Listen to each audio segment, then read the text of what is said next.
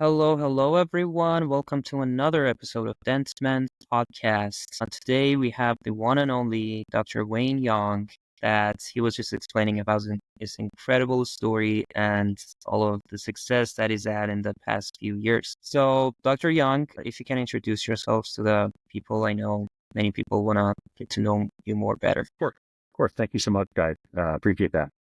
My name is Dr. Wayne Young. I reside in Canada at the University of Alberta, in Edmonton. Practiced in Alberta for over 30 years. Had the pleasure of growing my clinical base from 0 to 12. Made an exit over the years. Last exit was a couple of years ago, and now I'm back in the game, trying to consolidate a few other practices, doing more mentorship, and still working clinically very, very hard, very, very hands-on. That's amazing. And quick question I have there, how did you purchase your first practice? Like, how did you go about that? Good question. My first practice, we bought from a gentleman who was practicing, was on the way out, and needed an exit strategy. Kind of worked with him.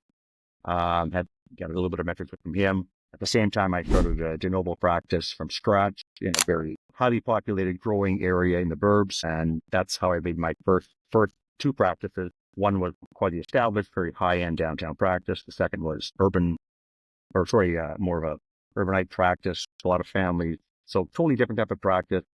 And from there, anywhere in between, started some new practices, purchased some practices that people wanted out of, and partnered with people and then bought them out. And it just kind of grew from there. Back at a time when people didn't have multiple practices, now it's a little bit more commonplace for middle career to older career dentists. I think the marketplace right now for young dentists is very difficult. They come out with a lot of debt, a lot of stress, a lot of student loan payments. So it's kind of tough to make that jump, because it is, it's costly. It's a big commitment. Come out that the scope of dentistry is so large now. For example, I don't know if there's a lot of new grads that are as confident as perhaps they need to be if they're going to take off a bite and spend $1 million+ on something and not being able to offer them a bunch of services. I think it's a little difficult to do that. I think in today's marketplace, you need to learn your skills, get some more knowledge, more CE courses, more mentorship, kind of get your feeling comfortable to where you can exist with that debt load. And I had associates throughout the year and say, I want to play into your, what can you do? I said, okay, well, can I leave you alone on a Friday afternoon, and can you kind of treat whatever comes in the door, whether it's impacted with an abscess? Do you have the skills to do all of that? Well, and you're not a partner yet. Like, you can work towards that, but getting back to ownership, it's a little bit more difficult, I think, unless you have some of those skills and someone there to maybe help you out, or be in the office when you're learning. Because there's nothing worse than trying to learn something and it doesn't work out, and there's no one there to help you out of a situation. It's a tough experience, very stressful on new grads. So I had a little bit of mentorship and kind of grew it from there. And that's how I initiated very entrepreneurially as well. So I was very into opening multiple practices and kind of expanding. And the mentorship was great because I got to mentor a lot of young docs who helped me expand and eventually help become partners and eventually. So everyone has a different path, but that's kind of how my path has been. That's amazing to hear. And especially the risks that you took, especially the ones that you mentioned, especially when you were early on just starting and you had no idea what you're getting into. So if we can go back a few, it's probably a question you don't get asked a lot as a dentist, but how did you get your introduction to the dental world? It's a very good question. My mother was in healthcare. She was an administrator of a hospital, and I loved medicine, and of course dentistry as well, and looked into a lot of I kind of mentored some people that I knew in the industry, obviously, and was very interested in both. At the time in our area, there was going to be some caps on some numbers. There basically going to be some quotas back in the mid 80s. And my mother said, they're capping some doc fees because it's government funded here. And I don't want to deter you, but I know you're entrepreneurial and I know you're very enterprising. And having that cap, I know would be, you like to work hard, but you like to be rewarded as well. So having that cap might be something to consider if you go into medicine. So I chose dentistry, and obviously looked into it a lot. Very science oriented, love engineering, very like working my hands, and love medicine. So that's kind of how I went that way. Both great professions.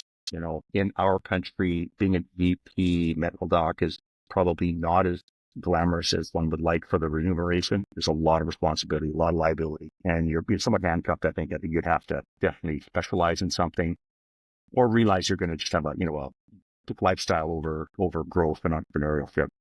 Probably was not the best for me at that point. So that's kind of why I chose. So always loved maths, physiology. So that's, and in growing up I'm from a very, very small town, very, very small town. But in our areas, the doctor was kind of like the top of the apex. If you were going to be somebody, if you wanted to aspire to be somebody, that was kind of the apex. And that's kind of what I try to speak up. Yeah, that's amazing when you see how it started and what you are right now, which, as someone that's probably in the top 1% of the industry who has been very successful. As I'm trying to get to know you, I'm probably sure that the people that are watching you, they probably have the same question. So I'm just trying to go at it step by step. Did you have that entrepreneurship mindset before you go into dental school, and while you were in the school, like what were you thinking of? What were you seeing yourself at, and how did it turn out so far? Absolutely. No, I definitely did. I'm a very type A guy, which is great. It's a blessing. It's also a burden. Things never leave your mind. Your mind's always going, but it does give you the fuel to try and strive to accomplish. You're kind of trying to reach your potential, and that's kind of what I try and do. Everyone has different potentials, but as long as you're trying to reach your potential, whatever it is, I think that's the goal of success. It's not monetary. It's not the number of clinics. It's not what you produce. It's not how many entries you did today. It's none of those things. It's what you can do to your ability and feel successful and fulfilled by that. Money is an object as well. That's part of its success as well. At the time, I wanted to own my own clinic, wanted to run my own show, design my own clinic, have the staff that I wanted, have it run the same way, have it, like-minded people, have the culture. That was very, very important. I'm huge on entrepreneurship, but I'm also huge on culture. And I think you need good culture to be successful. If you don't have good people with you, it's very difficult to be successful as a lone wolf. You need a very solid team around you to reach those heights, in my opinion. Hey, Dr. Young, sorry, Master. I wanted to, this question about the topic around the culture has come up so many times that, and you mentioned it just now. So as early on in your career, when you went and you said, hey, I want to open my own practice, at what point did you say, man, I need to start building a culture? How did you start building it? Like, what were the steps of creating that culture in your business? Yeah, no, great question. I think it's very important. I think a lot of docs or senior executives overlook it more than they should, and it's the most important thing. When you first graduate, you think that, oh my gosh, my hands are so good, I'm so skilled, I'm the best, I'm the gold medal winner, I can do this, I can do that. When in fact, introduce the patient coming in the door, who interact with them as an assistant, treatment coordinator, your hygienists, who spend an hour with them all the time. Those people are so important for educational purposes, but just for comfort purposes as well. They also understand how you want to do things in your business models and your processes and your system. And they make your life incredibly less stressful and much more successful. So early on, probably within a year or two, you realize how important those people are. And it's also rewarding in that when your successes are their success, you see that really well. We used to have certain goals. I had a consultant come in at one point in my career, and they watched me for a week, and we wanted to kind of streamline a few things and tweak a few things. And after the first couple of days, it's like, you can reach this number without a doubt. Oh my gosh, this is your potential. And we blew through that. And I'm telling you, the staff was more happy than I was. Like, they were absolutely ecstatic, and it was their business. So when you have solid, loyal staff that feel your successes, you really understand how good culture is. And when you go to offices that don't have that and have a lot of turnover and have, a bit of a disrespect from your staff to the doc, to the hygiene, those people are not successful. It's stressful. It's a recipe for unwanted failure or unwanted stresses and extra work. So quite early I did. I'm from a small town, and in small towns, you treat everybody with a lot of respect. And both my parents were still to this day are very, very, that's some of their core values. But you don't realize it as much until you run a business and you have a lot of interactions. One of my clinics, we had 120 staff in. So, it's a massive HR issue. You got to treat people well. The culture has to be good. Even at that, it's a lot of work, obviously, as you can imagine. Those things are vital. You need to have it. If you don't have that, it's absolute chaos. You can't get it that large. You can't get that type of success without it. So you learn very early that your successes are a big result of theirs, and you have to treat them appropriately and include them in your. Dr. Young, why do you think, as a practicing dentist, I practice every day, you practice every day, and we know the issues that exist in dentistry, but the one thing that it's always mind blowing to me is that why do we have such a staff problem in the field of dentistry? Why do you think the doctors are the problem, or the people are the problem? Like, what is the issue that we're having such a high turnover in some offices? Why do you think that is? That is a very good question. There are many, many, many reasons for that. I think corporate dentistry has a bit to do with it, and I think it's going to get a little bit worse. Corporate dentistry culture, in my opinion, is not great. It's very bureaucratic. They talk like it's family and warm and cuddly, and they treat people well. They don't treat people as well as a solo practitioner does in general. That's just a given. There's more bureaucracy. Things have to be picked up or paid for, or something has to be addressed right away in a solo practitioner. For example, computer screen was down in my office. I thought, hey, I need this call here. They have it in an hour. We have to call head office. They have to purchase and order the manager. That would just create inefficiencies and bureaucracies, and it makes it feel like they don't really matter. Well, corporate is a bit of an issue for sure. Some of my best assistants ever have gone on to become hygienists. So that's fortunate, but fortunate. I'm all for higher education, so I really encourage that. And I can't blame them. They will probably make more money. Will they be as fulfilled? I'm not sure. Some of my long-term assistants love patient interaction with me, interaction with other doctors. They really like that, and I think that's very important. And my key associates, when I'm busy, I would pay them as much as a hygienist if I get they are. That they are just so important to what we do. I think there's other options for staffing that probably maybe pay as much. Our field does have a lot of, the complaint department is fairly large in our industry, and they are burdened with that initially. Most patients don't respect them as much as they respect me. They'll talk to the front desk and they'll, tear a strip off them and tell them they'll sit in my chair and they're just like pussycats. They'll hear me talk and they're fine. So I try and actively, girls, if there's an issue, if it's too much, just let me talk. But it will decrease the stress, decrease the clog in the front, and we want people to be as happy as possible. So that can wear on people, especially young people. There's a few factors. I think it's multifactorial. I'm not exactly sure which one is the largest, but if you have better culture, I think with better culture, that would be less of an issue, in my opinion. So if you share your successes with them and they actually earn it, I would always try and really reward staff members who are incredible.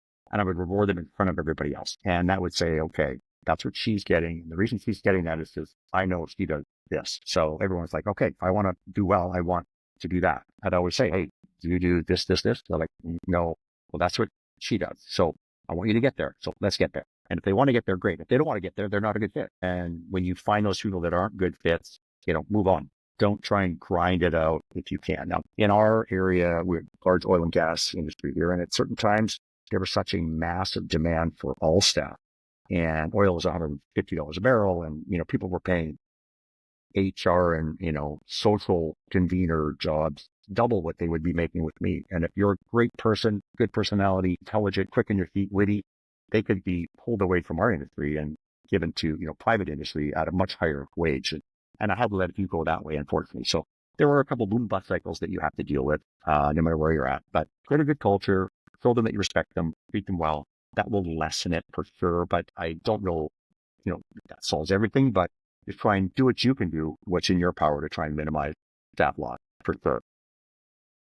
So Dr. Young, I was going to say staff loss. In most industries, they say if you lose a staff member, it'll cost them like 3 months of their salary. Well, I think it costs me a year of their salary minimum. If you're a big producer and your assistant is gone immediately, like it's probably 20-30% lost production for me in 1 month. Well, that's a big number and it adds up very, very quickly. So I wanted to add that. Yeah, I was just quickly going to ask, how do you set up a culture like in a business, whether it's a clinical, like a dental office, or if it's any other kind of business? Because it's a personal question for myself just to know, because I run a startup in the dental realm that's we're growing, and it's hard to find what culture you have to set with the structure and the different types of people that you have. in a corporation. So what are the core values of that, if that helps? Yeah, Like, it's a very good question, and I don't think people ask enough of that, or even concerned about that enough. You have to have systems in place. You have to have job descriptions. You have to have things that you expect from your staff. But you have to be firm and you have to be fair. I mean, they know. Like, I rarely in a well-oiled business, you rarely have to say anything. People think that the staff own the business because they're running on your system. However, when things have to be said, you have to say them. You have to be firm but fair. I mean, it's very, very important. You have to do it fairly. I would never say something in front of in front of patients, to a staff member that has done something that is, egregious or something I want to talk about. We will talk about that in the past. I think mutual respect is important. They have to know what their job is. They have to, fulfill that. And we try to have constructive criticism. We have, meetings. We have lunch and learns. I host lunch and learns at my house. You have a good culture and say, hey, I'm going to have wine and appetizers for you guys. Come on over to my place. We're going to talk about these issues. Who's in? It's a Friday night. 25 girls sign up on a Friday night. That's when you know you have good culture. Most times, and a lot of my associates and my friends are like, God, I can't believe what you spend. I'm telling you what, that night has paid for itself by noon the next day. Any issues are solved, any HR issues, any minor disputes in front of, the staff may have, systems, procedures, bookings, all of those things we quasi talk about. I have an agenda, but half of it's done by the agenda and half of it's done just by intermingling and socializing, where people feel comfort to be able to speak their mind, which is, I think, important. You have to be able to listen, but you definitely have to they have to know who's running the ship, but I want them to steer the ship, and things are going well. That's great. I don't have to say too much ever, but when I do speak, I will make a decision. If there's an issue with staffing or you aren't getting along or whatever the issue may be, I try and say, look, you guys try and figure it out yourself, talk to each other, be adults. If you want me to step in, I will. But if I step in, there's probably going to be a resolution. If you're worried about what I'm going to say, you guys solve it. You got me, and many times, dozens of times, I would say, hey, I heard there's an issue. Are you guys okay? No, we're good. Which they know I will make a decision. And they tend to do it on their own, and that's fine. I don't need to micromanage that. So know your systems, know what their jobs are, reward good behavior with either events, pay, even recognition. Like something as simple as this. My philosophy is I try not to get near the front. Where they collect money, I try and stay away. Talking about money, I stay away. If someone asks me what it is, I have an idea. I'll kind of throw a number out, but I'm like, talk to the girls about the finances. If your insurance is involved, if there's insurance, they'll let them take care of that. So at the end of the day, I try and stay away from the front. But at the back, sterilization assistant to the assistants to the hygienist, we all congregate. A great day. How was it? We kind of go over that. And then I say goodbye. Some of the feedback we got is the front felt left up, that they weren't part of that. Hey, high five, great day. What's going on? I'm like, oh my God, I can see that. I don't really say goodbye to them, but usually there's patients there. So I'll always just open the door and say, hey, awesome day. Thanks so much. Like even little things like that, you don't know how far that goes for staff appreciation. And you truly mean it. It's not that you're trying to avoid them. It's just the situation sometimes something as little as that can make them feel unappreciated. So make them feel appreciated. Good workers reward. You find a gem, oh my gosh, do not let him or her go, and reward them for that. Those are some of my simple recommendations, and it's been worked very, very well for me. Yeah, that's very good. And especially the part that you say the small moves you make a big difference and make a big impact later on. That's actually something that I just realized, like for myself, that I've been running the basically company for a while. The culture that we have is that everyone here are friends. I don't know if necessarily that's a good thing or if it's a bad thing. At some points it's bad because when someone is underperforming, because you have that friendship with them, you can't really speak up. Things are going to get weird and cringe. This is what systems are in place. If you have systems and anything that you do, if you have data, here's the data. This is what we did. This is what you haven't done. Data backs up. So because they don't think it's just a personal opinion or a vendetta or something personal and not business. But if you have data, here's the data. This is what we need to do. You need to follow that system. So back that up, because friends and family can be very difficult to deal with. Very difficult. Good luck with that. Yeah, I know. I've dealt with that so many times. You just prefer not to say anything because at the same time, you're both afraid that, Sunny is not going to be able to well for the future task that they're going to get a but at the same time, you don't want to lose that person. That's right. So Yeah, that's data that you mentioned. That's a very good point. When you have data to back it up, it's easy to point it out and tell them that Irrefutable, right? It's tough to. I'm exactly. a numbers guy. You can't argue with numbers. Here's what we have. That's why you're a businessman. You still have to tiptoe around things and do things, the right way. But don't let it go too far either. Something has to be said. I say it. Try not to let Totally. things, boil too much. Totally. So Dr. Young, I kind of wanted to go back to one thing you mentioned was about micromanaging things, right? And I think that it's one of those topics that people kind of talk about sometimes. And for me as a practitioner, I want to know, like, do you think micromanaging is a good thing? Or do you think just letting things kind of go with the flow of how business is a good thing? Why do you think some people like micromanaging and some people just like, which approach is better? Let's put it this way. Or what was your approach? Did you micromanage? Did you just let things flow on its own? Or like, what was your approach to? And initially, I was probably a little more of a micromanager than I am now for sure. Let's not be wrong, I am always extremely cognizant of the numbers and what's happening. Now, I micromanage that here, but not with the people. Unless there's something I think that grossly doesn't add up, or there's a big void in something that I think should be happening. I try and get the systems in place, try and get good people, try and have key indicators, KPIs that I can actually measure, and I can use that, go back and talk with them routinely, right? I'm a big communication guy. I don't like people strolling in. If I have a patient at 8, I don't like doctors strolling in at 8:14. That is absolutely unacceptable, in my opinion. That doesn't happen in my office. Fortunately, most people who work for me were young males who wanted to live like me. I live very well. So they would listen to me, which is great. So I could somehow be a little bit of a mentor, but a bit of an overlord, seeing to make sure that they were living appropriately, because it also affects my staff. So it can make your staff. So my point being, have the system in place, communicate well, be early, go over your day, know your patients, if there's any particular things you need to do, whether it's a med history, a patient choice, metal choice for crown, or fear factor, whether it's they're on meds or need nights, whatever it is, they're already set up for the day. There's no surprises. Having said that, I would see half of those emergencies today too, because I would want to fit them as well. But that's fine. Emergencies are fine. I didn't micromanage. I let give people the job descriptions, have good people, and let them do their job.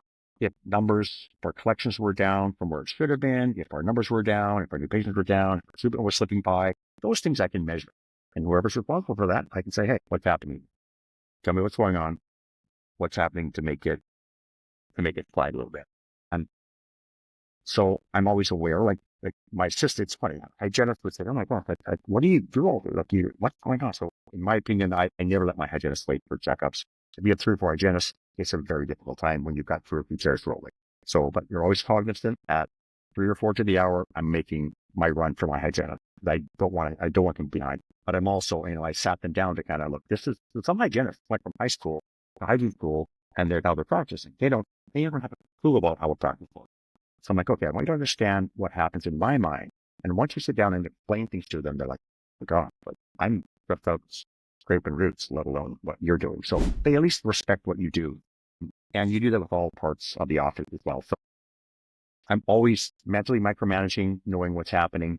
And there's certain times you have to evaluate, new patients, recall system, make sure that things are on top of things, unfinished treatment, how staff is talking to patients, how doctors talking to patients, doctors production, things of that nature. So I'm always micromanaging more in my mind, but less outwards. If you would come into my day on a normal basis, you probably wouldn't know. Well, you may know who owns the place, but the girls are telling you what to do. Hey, we gotta go there. They're running the show, but I'm always keeping an eye on things. So in short, micromanaging myself, but I think if you micromanage people too much, the message gets lost, and I think it gets burnt out. And it's tough to do when you're in a bunch of debt and you need to make the money and you need to pay the bills, and, they need time off and they want to raise and they want, money for school, they want to donate to your soccer team. There's a lot of little things, but you have to just prioritize things and try not to otherwise your mind will be just too full. And I don't think long term you can micromanage a real successful business. Dr. Young, sorry, Milad.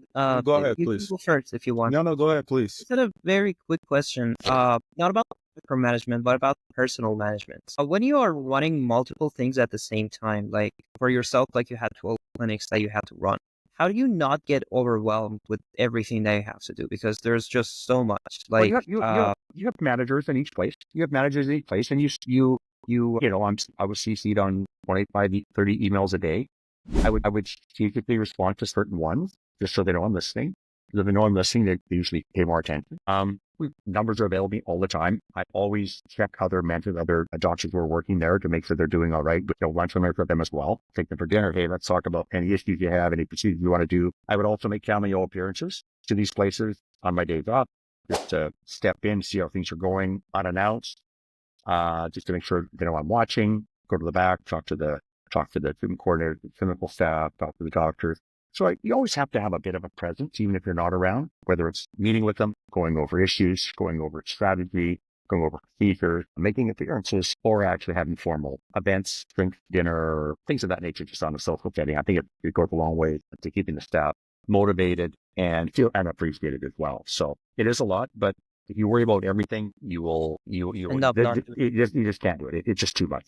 Apart from, clinically working, so you got to pay attention, but it's that balance you try and find to not, consume your mind 24/7, which is tough to do when you're younger. When you're in debt, it's tough to do. When you're older and you don't have debt, it's a little easier, but it's a process. It's not something you just turn off or on, as I'm sure you're aware. So it's a process. Especially it's harder when you have to have like 15, 20 different panels in your mind open and you have to focus on all of them. Absolutely. Yeah. A lot of tabs open. Open. Make sure you hit concentrate on the big ones first and go from there. Why do you think that's so amazing to me that, you always talk about like student loan debt. I mean, I graduated dental school 2 years ago and I'm in the process of like doing some stuff. And I always look at my credit report and I'm like, man, I can't believe I have like this much debt to just get a degree. It's insane. Like when I look at it, I'm like, man, I could have bought like 2 houses with this money that I spent. Exactly. Yeah, it's insane. Like, why do you think that what is happening to dentistry from your time to our time? Like, why do you think it's because like, I'm sure the dental school was way cheaper when you went to school to like us now. It's like, you go to school and it's like 600,000, 700,000. Like, why is that? Like, why do you think is that? Like, do you think it's just a business or do you think that it's just like attraction? What is it? It is a business for sure. I wish I owned the dental schools. I would love it. I think there's a lot of money to be made there. I mean, the education's happening anyway. So, I mean, is it better than before? My thought on dental school is I'm not, our dental school at the time, there's only 4 accredited programs out of the 12 in Canada that were accredited by the Canadian Dental Association. So it was had just been audited and was given, very, very healthy bill of health. So it was great. But there's other ones that didn't, and they had a bit of horror stories I've heard. However, where you go to school to me is very, you graduated, learned some basics, you get out, you want to learn, you work hard, take some CE, have a good mentor. I have rock stars who graduated from like C grade schools, and I've had some, very mid guys and girls who graduated from very good schools. So it's just getting through it and continuing to learn as you go, which I think is very, very big. Cost, I think it's become much bureaucratic.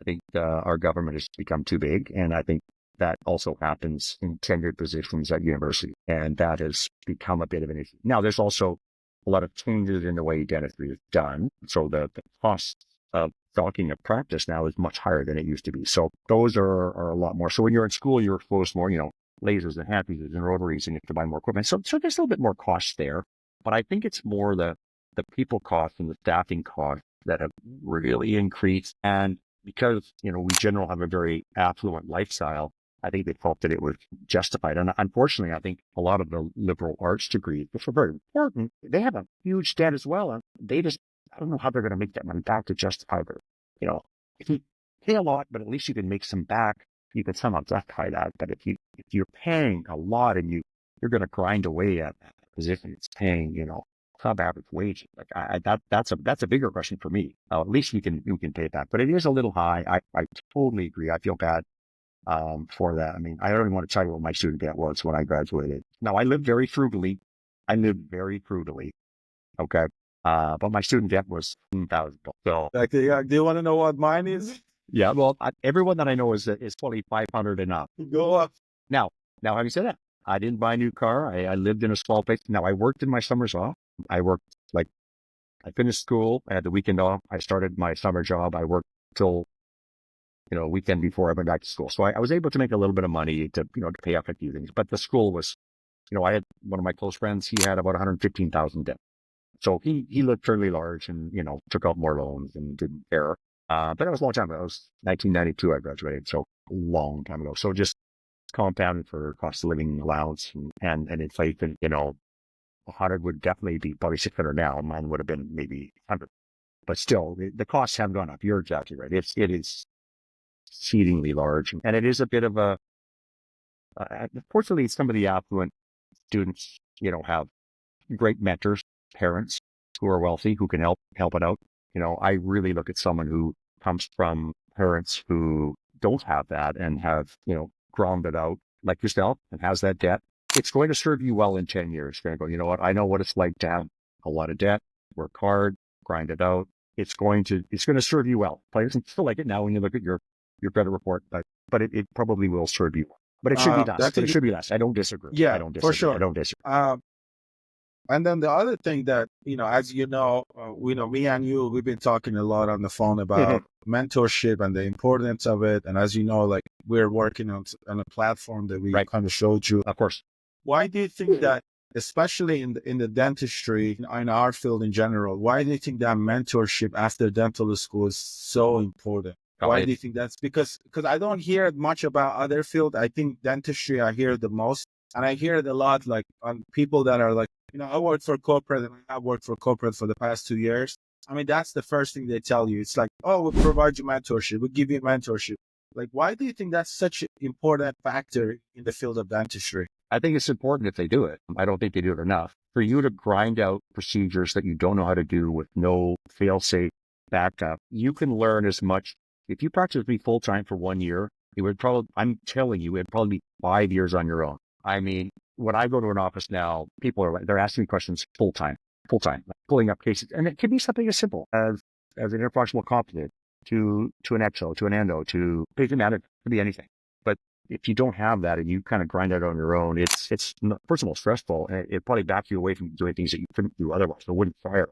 And there's nothing as good, in my opinion, as experience, especially in our world, because it's very, very particular, fine, highly dexterous treatment. It's very surgical. It's a tough job. It's very fulfilling, but it's a tough job. And if you can get any type of guidance to kind of speed you over some of the big speed bumps, I think it's very, very advantageous. And I don't think mentorship is much. It's not. But it's fairly competitive, as you know, and people are quite territorial and are practicing as solo islands. And that is not helpful at all, because you're going to have bad days. And if you have bad days and if someone you can talk to about it, I tell you what, it makes like 10% better. Whereas if you're on your own, I mean, solo practitioner probably can't talk to their staff about it because they're embarrassed or don't think it's appropriate. And having somebody that you can talk to and get through it, I think it's probably the biggest thing you can do as a young dentist going through and trying to further your career skills and your management and your mindset and your mental health. What is some of your advice for somebody that, like myself, like coming out of dental school and trying to kind of maneuver the industry? What are some of your advice to make that experience coming out of dental school a little bit easier, like to just kind of improve like ways that they can do things? Like, what are some of your advice? Like you work with a lot of young dentists. Yeah. So just like, what is some of your advice to take that kind of stress off of their mind? I think the best way to learn is to get in and do as many procedures as you can, honestly. Learn what you like, learn what you don't like. It might be something you never even thought of, but the more procedures you can do, the more experience you can get. I would do as much as I could for the first 2 to 3 years and try and have someone you can lean on for experience and mentorship. And for example, if someone was to pay me $5,000 a month for their first year to help them mentor, I bet you it would reap them $5 million extra in their career as far as mental health, focus, lifestyle, procedures done, being able to handle stress. Those things are invaluable. So, but I would get in there and do as many procedures as possible. Like just grind it out and do as many procedures, learn what you like, what you don't like, build up your sweet spot on what you want to do, whether it's general practice, whether it's a keto, is it ortho, when you maybe want to specialize. Maybe you don't. How do you know you want to specialize once you've actually worked? Work hard for a year or two. Unless you absolutely know you want to specialize, that's great. But I think the best specialists are ones who've actually practiced. in my opinion. People are like, oh, I'm a specialist. I don't need it. Well, you need general practice, general dentist to refer to you. And it's good to have a little more knowledge than you think in private practice. And I think that's invaluable. So those are really, really important. Do as much as you can, get some mentorship, and try as many procedures as you can. And ones you like, do. Ones you don't like, don't do. If it's stressful to do a molar endo, don't do molar endo. So, that's fine. Do other things, right? If you don't like pedo, don't do pedo. If you love pedo, do pedo. You can kind of find your sweet spot and be efficient at it and do well at it, be fulfilled. Quick question there, Doctor. You mentioned mentorship many times, and as you mentioned, it's very important. It's probably going to set you ahead of other people by many years. How should people find their mentors? How did you find your mentor? And how should people find those specific people? Because there are many of them.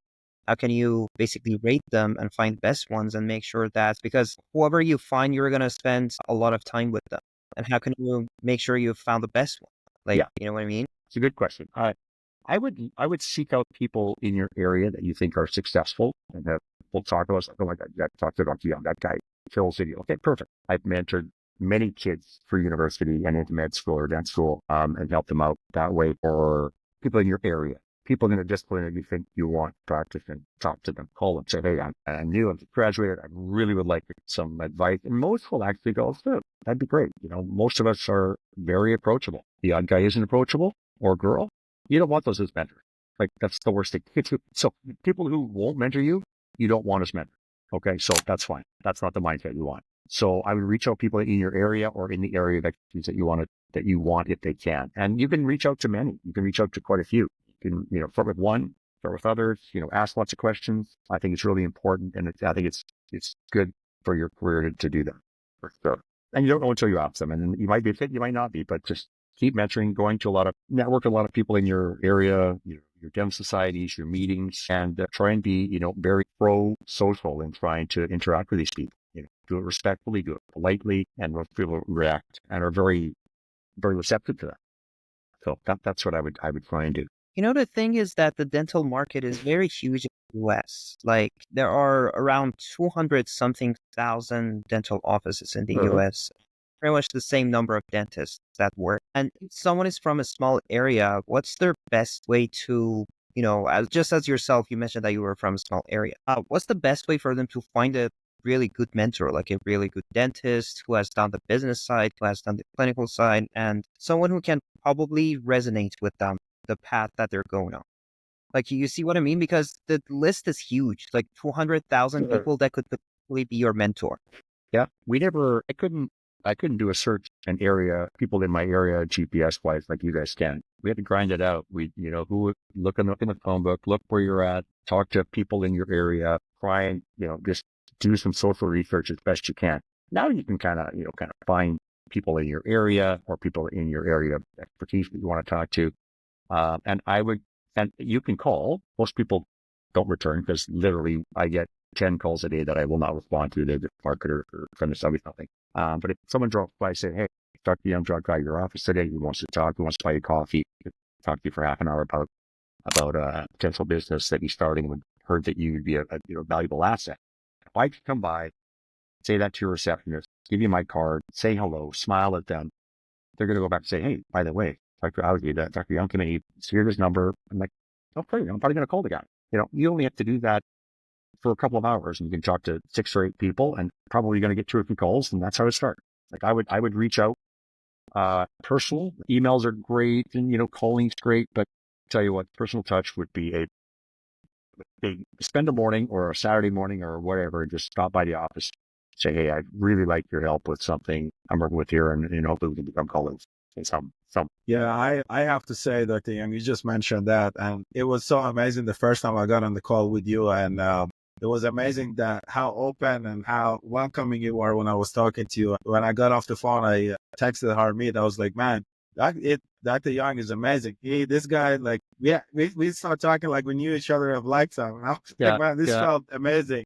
And then, you have been, I really want to say you have been like supportive of our ideas. Anytime I called you, you picked up the phone. So I really want to say thank you. I really appreciate it. You're more than welcome. That really means a lot. The fact you're taking time, you're always texting me, answering my questions. And that right there just means that how much you're committed to making our industry better. And I really appreciate it. Oh, you're more than welcome. Thank you so much. Very kind words. I appreciate that. Yeah. Well, just so we close things up, Dr. Young, I just want to ask you one more thing.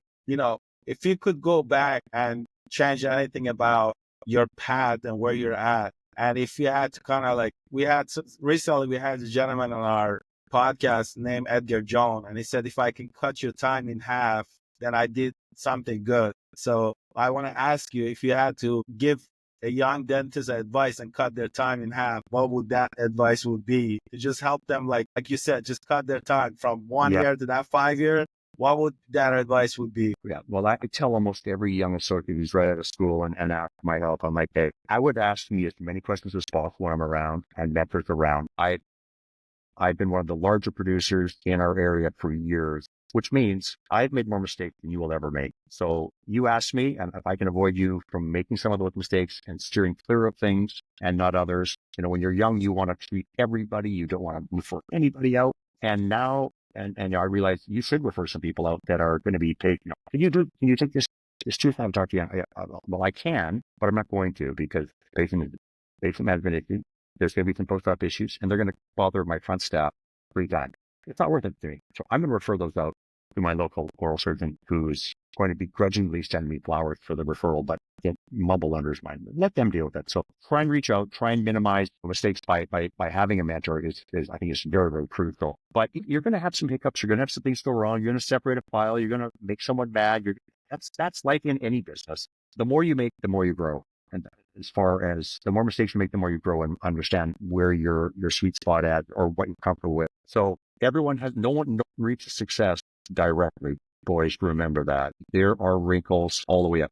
No one who's at the top gets there in a straight line, believe me. And the higher they go, that means the more wrinkles they've had and the more bumps and the more conflict and the more mistakes that have been pulled upon them. And you just realize you have to figure them out and get around them and work your way through and become tougher and learn from and become super mentally tough and hopefully become better dentists as well. All right. Well, Dr. Young, I really, truly want to say thank you for coming on. I know you're a busy man, and I really appreciate you taking the time, getting on, talking to us. And I know that we're going to do some amazing thing together, and I'm super excited that you're by my side. I feel much better now. Absolutely. I appreciate your time, guys. Looking forward to helping out and building this into something really, we'll see you next time. Good. For sure. Okay. Absolutely. Thank you. Yes, sir. All right. Bye-bye. Take care.